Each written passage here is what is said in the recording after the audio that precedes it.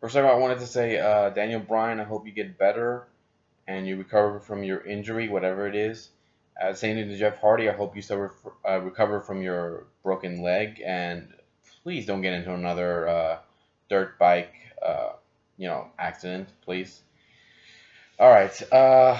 We have two pre-show matches for the WWE Payback pay-per-view, and okay, so R-Truth and defeated Stardust, a decent match. Not the best, but it was a decent match.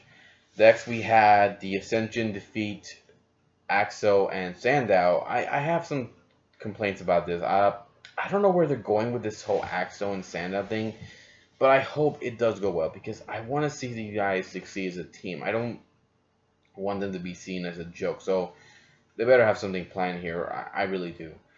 But yeah, the Ascension won. They defeated these two guys. So, all right, next match. It was the opening of the pay-per-view. Sheamus versus Dolph Ziggler. Sheamus defeated Ziggler and a pretty good match to start of the pay-per-view. It was a back and forth match between these guys. If you all recall, Sheamus had Ziggler kiss his ass after knocking him out, and after losing to Ziggler, even though he was supposed to kiss Ziggler's ass in that match, didn't happen because Sheamus did not want that to happen. In this match at Payback, Ziggler got payback. He had Sheamus kiss his ass, and it was pretty funny. It was again, it was a good matchup here. Near the end, though, Ziggler hit a headbutt to Sheamus, and that caused him to get busted open. And he lost the match as he was on his knees. Blood was coming out of his face. You could see he was covered in blood. Sheamus got the win with the bro kick and got the victory. So I hope Ziggler's okay and they continue this rivalry one more time in a hair versus hair match. Next match is the 2 out of 3 falls match for the tag team titles. This was another good match. Like Sheamus and Ziggler, they had a "This is awesome" chant from the fans. It was awesome. It was a good match between these two. Cesaro and Tyson got the first fall, but then New Day got the second fall, and the third fall only came about when the referee was distracted. Xavier Woods got into the ring, got an inside cradle, and the referee thought it was Kofi because Woods was not eligible in this match. It was Big E and Kofi, and Woods was complaining, saying, the Freebird rule, the Freebird rule. Okay, well, the referee was telling him, it's still not eligible for you to be in this match. But Woods, while the referee was distracted, got in the ring because they were all wearing the same kind of outfits. The referee thought it was Kofi, and, well, Xavier Woods helped get his team the final fall. And I'm hoping that the Chamber pay-per-view will have the titles change hands, because as much as I love seeing New Day's heels, I don't think they should be champions. But, I mean, that's just my opinion. Alright, next match is Bray Wyatt versus Ryback. Another good match here. Bray Wyatt got the victory against Ryback, but this was a good physical match between these two guys. Granted, it wasn't like the best match of the night. It was still a good match between these two. And my friend actually made me realize something, that these two guys are former Nexus members. I realized that holy shit, he's right. These two guys were once part of the Nexus, and I never realized that. But yeah, it was a good match between these two. Bray Wyatt got some pretty good moves, especially on the outside. Ryback got to the top rope, hit a top rope move, which kind of surprised us.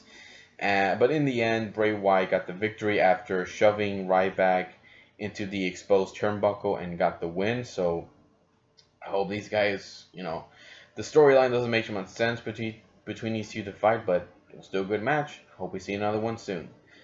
Next, we get to probably the second best match of the night, John Cena and Rusev for the U.S. title. John Cena won the match. But this probably is going to lead to some controversy. But it was a good match between these guys. Rusev dominated part of the match, of course, was not surprised by that. But John Cena started to fight back. It was a great comeback. These two guys were fighting all around, were fighting among the crowd, and even fought up to the entrance where the pyro was. And John Cena hit Rusev with the AA right where the pyro is, and kind of caused it to go off. The guy's okay, thankfully, but yeah, it was a good match. Rusev, the young guy, definitely give him credit. The guy made he's pretty good. He held his own against John Cena and did not quit. He did not quit, not anywhere near the end of the match. It was great. In the end, though, John Cena had the STF with the ropes, using them because Rusev unhooked the ropes, the top of the ropes, and tried to use it on Cena, kind of like what Umaga tried to do against Cena at the Royal Rumble. Cena used the ropes though, but instead of choking him, like wrapping the ropes around him like he did to Umaga, he just had the ropes like against Rusev's teeth, and was just trying to make him say I quit. Rusev was saying something in his native language. Lana came in and said that Rusev quits, so Cena wins, and Rusev was not happy backstage.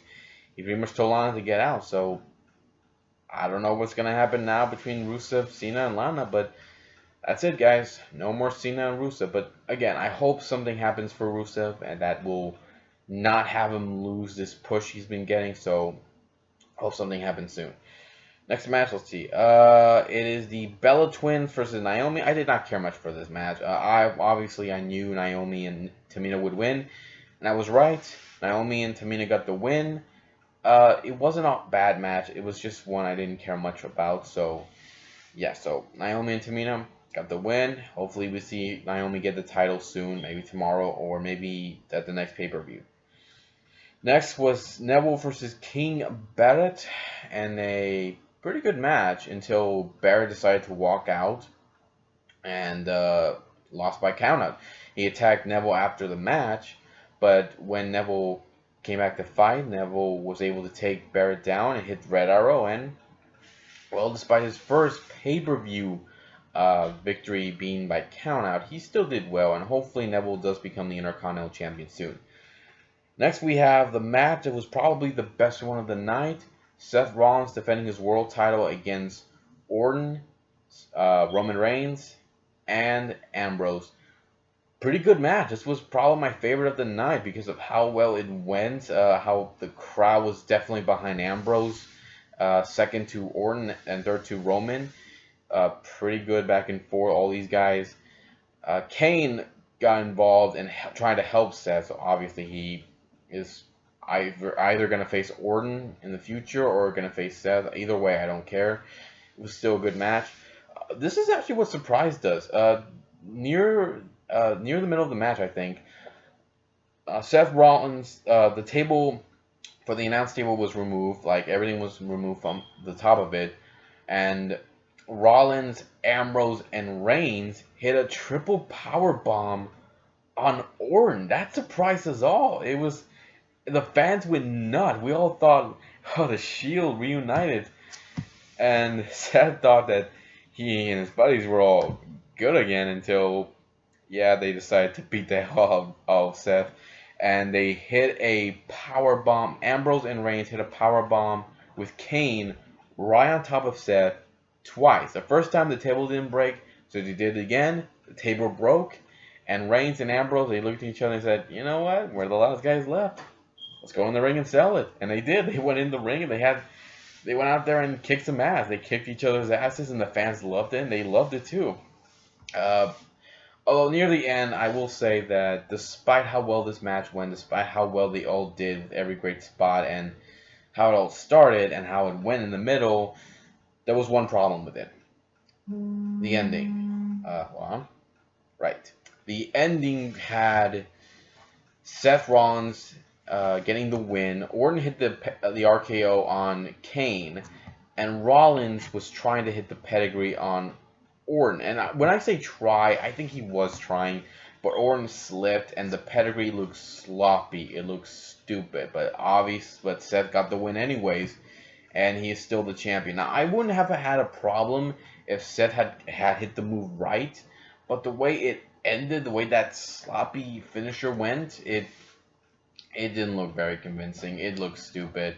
Triple H came out to celebrate with Seth, but still, it did not, make us forget what happened. So, yeah, great match. Just a sloppy finisher right there. So, in the end, it was a good pay-per-view. I liked it. I can't wait for the Elimination Chamber pay-per-view. You guys have a different opinion about this pay-per-view? Leave some comments below. Let me know what you think. Take care, and good night, everybody.